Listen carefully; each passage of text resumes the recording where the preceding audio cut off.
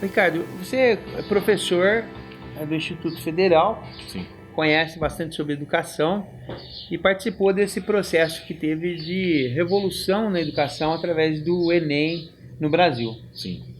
Esse ano, várias críticas a respeito do sistema foi colocado e, para minha surpresa, muita crítica e muito problema veio de dentro do governo. Isso. Eu vou te fazer uma pergunta e a gente vai conversar sobre esse assunto, mas é uma pergunta mais assim, para a gente poder puxar ele. Será, Ricardo, que todos esses problemas que têm sido levantados sobre o SISU, sobre o Enem, não é provocado, não?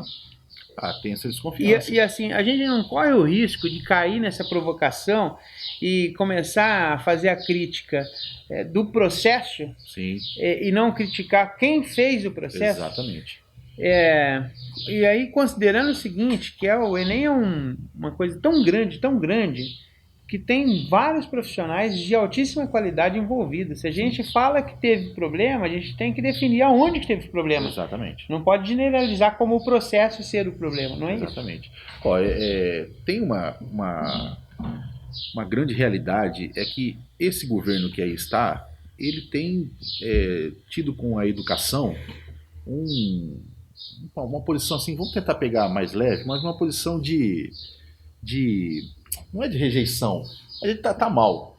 Esse governo tem tratado mal a educação, não É, é? Se você pegar os dois ministros, o ministro anterior, né, que era o colombiano, e esse agora, são duas pessoas que não deveriam ter sido ministro da educação. Então, é tratar mal a educação. Há um certo, né, uma certa posição assim, meio assim, a educação está de lado nesse governo e ao mesmo tempo todo o conjunto mais ideológico que é ligado muito àquele escritor dos Estados Unidos brasileiro que mora lá, o Olavo de Carvalho, que é o lado mais ideológico, o lado mais reacionário do governo, deixa lá no MEC. é, Então, ele que indique lá os ministros. E aí dá no que dá. Porque assim, fala-se muito em ideologia hoje, mas o lado mais ideológico do governo está no MEC, na educação, que não tem que ter ideologia. Educação tem que ser uma coisa científica, tem que ser uma coisa técnica, tem que ser uma coisa profissional, tem que ser uma coisa diversa. Os alunos, seja em qual esfera tiver, tem que ter contato com todos os tipos de conhecimento, de narrativas, de visões. Não é? Quando você ideologiza uma coisa, seja de um lado ou do outro, você estraga o claro. processo. Né? Então, por exemplo, o Enem não é um processo ideológico. O Enem é um instrumento técnico, profissional da educação, para acesso à educação pública do ensino superior. Né? E de sucesso. Milhões de alunos, 5, 6 milhões de alunos todas as vezes disputam vagas. E um aluno, por exemplo, do Acre pode disputar uma vaga no Rio Grande do Sul, como pode disputar uma vaga do lado da casa dele. Não. E aí ele vai lá e escolhe onde ele quer ir, entendeu? Então, assim, pela primeira vez, Paulo Honório, problemas no Enem sempre tiveram, É porque é claro, uma porque é um coisa negócio enorme. muito grande, né? Agora, problemas vindos de dentro do governo e colocando pela primeira vez, uma desconfiança na correção da prova é inédito. E alguns especialistas têm dito que isso coloca o Enem em risco. Não porque o Enem é uma coisa ruim, é uma coisa maravilhosa e que tem que ser defendida por toda a população brasileira. Seja você de direita, seja você de esquerda, seja você de que for, você tem que defender o Enem porque é um instrumento. E tem que defender a educação pública. E aí, assim, eu acho que é preciso cuidar melhor da educação. Eu sou oposição a esse governo, não gosto desse governo, mas eu acho assim que o MEC deveria ser protegido. O MEC deveria ser protegido porque lida com a vida de jovens, né? Lida com o futuro dos jovens. Seu filho acabou de passar numa federal. Foi. Passou numa federal. Agora, você imagina se esse processo todo é interrompido? Como é que acontece isso? Como é que acontece com a cabeça do jovem que estudou esse tempo todo e tem nisso um sonho? Então, assim, é muito grave quando a gente vê o caminho que a educação tem tomado.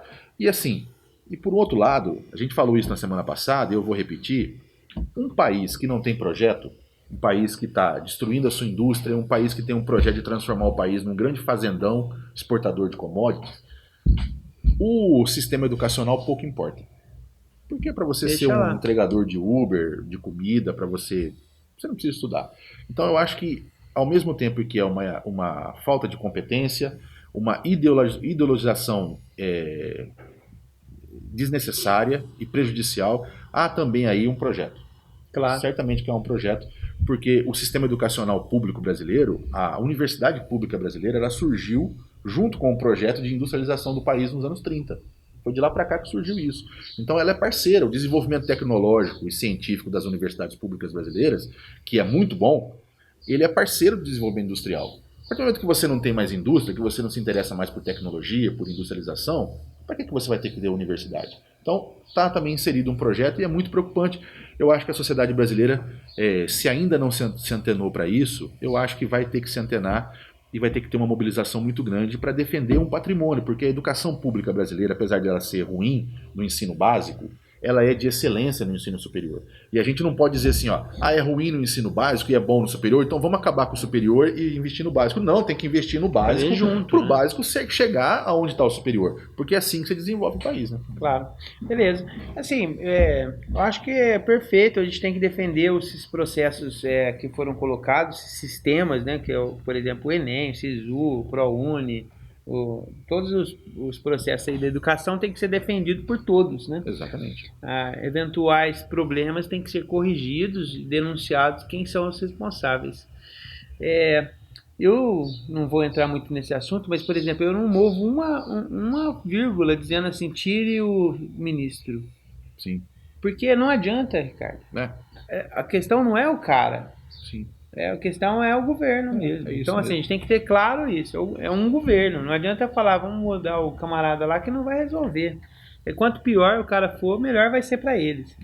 Então, a gente tem que prestar atenção nisso e tentar ver se essa tempestade passa o mais logo possível. Se eu pudesse dar um conselho a todo mundo que está nos vendo, seja do lado ideológico que você for, se você for de direita, se você for de esquerda, se você não for nada, for de centro, se você não gostar de política, mas tem algumas coisas que é preciso ser política de Estado e não política de governo. Tem algumas coisas que não pode ser mexida no tempo. Duas dessas coisas é educação e saúde. Não pode ter ideologia, não pode ter movimentações bruscas de um governo para outro, porque você precisa ser política de Estado, porque você mexe com a vida das pessoas. Claro. E aí a gente não pode brincar com isso. Tomara que a sociedade se acorde para isso, né? Agora há pouco quase que não saiu o resultado do SISU e eu vi a juventude assim um pouco paralisada, não vi uma movimentação, eu não vi a esquerda falar qual que seria a solução, dar caminho, eu vi todo mundo meio parado. Então, a gente falou assim, a gente estava angustiado aqui porque estava esperando o resultado, não saía e não sabia qual que seria o caminho. Exatamente. Então eu fico um pouco preocupado assim com essa apatia toda da sociedade para uma coisa tão grave. Eu espero que a gente desperte logo. Vamos despertar para isso. Beleza.